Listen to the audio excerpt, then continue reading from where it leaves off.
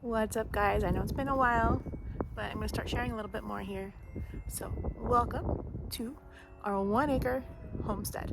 I'm gonna give you a little tour and we're gonna chat like how I ended up from California to Texas, UCLA alum.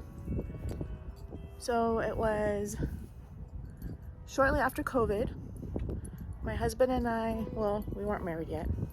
My husband and I started talking about where we wanted to move because we wanted to get out of California, out of the hustle and bustle. It was super crowded. The air was dirty. The air was so dirty, I was coughing all the time for no reason. I went to a doctor and he gave me medication for acid reflux and some other stuff that had nothing to do with it. So anyways, I've been wanting to get out of California for a while. California's beautiful, yes, I know. Beautiful oceans, beautiful nature, but beauty exists in a lot of places. And my theory was I want to live somewhere where I feel more comfortable, where I have more space, and I can go to the Caribbean once a year if I want to go to the beach and actually enjoy myself for more than like 4 hours, you know? Anyways, so let me learn how to walk and videotape here. I pretty much looked at all the states. I looked at the pros, I looked at the cons, I looked at what we wanted, I looked at what they offered, quality of life, cost of living, general values and beliefs of the people who live there. And my husband is a military vet, so I wanted someone who was military friendly. Long story short, I think it was July 2020. Yeah, it was July 2020. I came out to Texas. I flew out to the Dallas-Fort Worth area. I had talked to a realtor and she was going to take me to a bunch of different homes in a bunch of different cities. And I looked at a bunch of homes. I decided a couple of cities that I liked, and they were outside of Fort Worth, let's be honest. I didn't want to be in the city, so we did that. And I put an offer down on a couple homes and they fell through. Oh well, things happen for a reason. Well, hold on. Wolfie! Wolfie! Wolfie! Wolfie! Wolfie! Oh my god. So as I was filming, getting used to the camera, which I totally forgot how to do, Wolfie jumped over our makeshift fence, because I'll show you in a little bit, we have some gardens going, and then we tried to extend the garden. She jumped over it and attacked the tomatoes and the lemon trees, and I was screaming, and now I'm out of breath. So yeah, that was fun. Anyways, as I was saying, I came back to California and I was looking to see what other homes were available in the communities that I liked. And we found one home. This home. This is on an acre lot. I was looking at 1 to 2 acres. And pretty much just trusting our realtor and trusting that I'd like the neighborhood, we put an offer. Yeah. Without seeing it in person, just the pictures. Would I do it again? If I had a choice, I would do it differently, but the reality is we didn't have a choice. We were like on a timeline. Why? Well, because we put our home for sale in California. So I had to plan it correctly so that the home in California would close pretty much the exact same time as the home here in Texas. Or earlier, would be even better. So, let me take a little break and show you this mini winter garden. It'll look very different in spring, but let me show you. So, work in progress, obviously. Those little Christmas trees died somewhere else because Max kept peeing on them, so we moved them here. We have a tomato that refuses to die from the spring, which is pretty awesome. And we're working on putting down these fabrics. And the plan is to put down the fabrics and either gravel or concrete blocks on the areas we're not using right now because the weeds grow like insane here. We have our little olive tree over there and our pomegranate tree, which is doing pretty good. Over there in that corner is a coconut tree, which the dogs also hacked in half. So we're hoping it survives. Over here is our pear tree, and over there is Skylar, about to get into trouble. Skylar, Ariescom. Our dogs are multilingual. Ariescom. Anyways. And then we have Simba over here, who wants some attention, perhaps. I don't know. Simba, Shimblake, what are you doing? Man. So we have our cherry tree over there. We have a couple roasted garden beds I made over there, which one has sweet potatoes in it. They're just doing whatever. They're doing whatever. Over to here is a tiny little lime tree sprouting. We're rooting for it. It's having a hard time.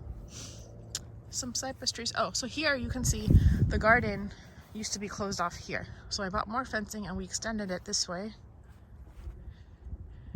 And it still needs some editing here. I think I'm gonna make something this little exposed corner, or we're just gonna cut that fence. I'm not sure.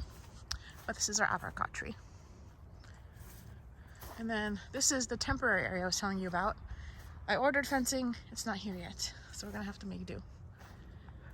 We used to have a mango tree here, but it died. Let's see if we can get that replaced. And there's a very sad lime tree here, which we are hoping will come back to life. And then here's our tomatoes. So, do you know how we planted these tomatoes? Basically, from our spring harvest, we had so many tomatoes that we juiced a bunch.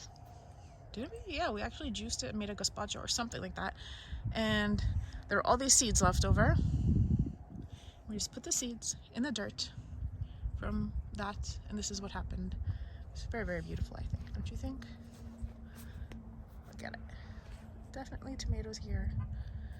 Really what I should do is go in and maybe lift them up higher so there's more airflow in there. But I don't want to show the dogs how I go in there, because if I do it, they're definitely going to do it. And Wolfie just did it, so.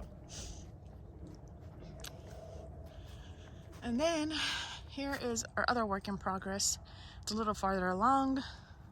This is our little peach tree in fall season, so she looks very sad. We have some lettuce growing over there. Basil, which is pretty much bolted and is going to seed. I might just let it seed naturally. We haven't decided. I could take it out, but I'm kind of curious to see what will happen if I just leave it there. We have our blueberry bush here, which is going dormant as well. And I think it had a baby. Don't mind that. I was using that for neem oil. Our avocado tree, some grapevines, and yeah, a lot of this has been taken out. Wait till you see what happens in spring. It's going to be so pretty. Here we have some rogue tomatoes growing, which is pretty cool. One over there, another one there, one there. Look, even here where I didn't actually plant them. I think just tomatoes must have fallen off the plant and now they're popping up, which is awesome. This is our ice cream banana tree. Hello. And it's had babies.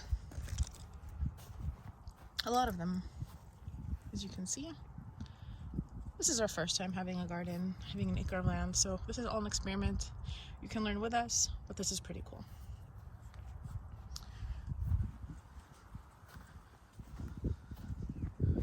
And our nectarine tree, which funny enough, has a little pink flower.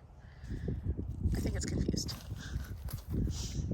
And yeah, it's a very sad grapefruit tree. We'll see what happens. And some grapes, and where we used to have tomatoes and sunflowers, I'll probably plant sunflowers again because it was fun, but we'll see. So hopefully come spring, this will be in, I think I'm gonna have to change it to even more raised beds because we've had gophers and more concrete pavers, and it should look a lot cleaner. That's the plan. We shall see. Anyways, back to talking, huh? So, back to the story. So we knew the house was the size we wanted. The design was fine with us. You know, no house is going to be exactly what you want unless you make it yourself. And I like the neighborhood and the town, all that stuff. It was a gated community, so that was good. So with the offer. We negotiated the price, and somehow, magically, with God's grace, the Burbank house closed before the Texas one. Good thing, bad thing, I think we're crazy. They told us we should do lease back. I said, hell no, because I have legal background and I don't want to deal with giving them that kind of control. I just don't trust people. So basically, my husband and myself, we were married already. We had a COVID wedding, i.e. via Zoom, because everything was shut down. So no, we didn't get to have a formal wedding party. And the money we would have spent on a wedding, we pretty much spent on our house. And no, we haven't had a honeymoon yet because we have 5 dogs and we don't want to leave them and go anywhere. So there's that. So in 2 days, we packed our townhouse. It was a 3-story townhouse. Somehow moved all the furniture by ourselves. A mattress was sacrificed. Some things got damaged because that shit is heavy. And there were stairs and hillsides and a lot of stairs involved. And we somehow carried all that while having 4 dogs. We had 4 dogs then, not 5. Carried it, loaded into a moving truck, and drove to Texas. My husband drove the moving truck, and he had Wolfie with him, the husky. And I drove my car back then, which was an Audi, with 3 dogs in the car. Max, the biggest Caucasian Shepherd, in the back seat, and Charlie and Simba in the front. Basically, we couldn't have done any of it without God. Basically. And the story of our drive from California to Texas will be in the next video. I don't want to make these too long. I don't want to bore you. And there's a lot of stories to tell. So, gotta start from somewhere. I hope this is interesting to you. And now I have to go yell at Simba because now he's in the garden. Fudge. Alright guys, I'll see you next time. My annoyed face. Because the dogs just keep destroying everything. They do.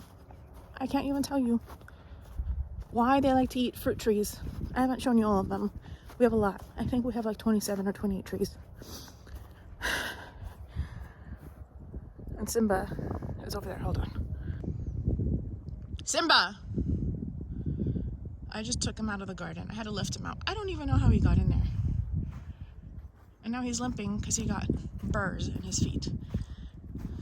Simba, nobody told you to go in there. And sometimes he's pretending, so I don't know if he actually got it. He knows how to pretend.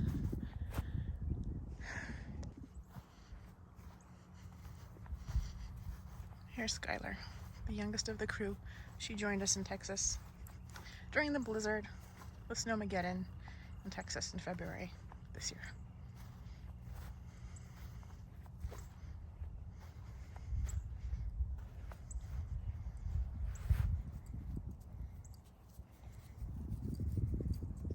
Simba? Simba?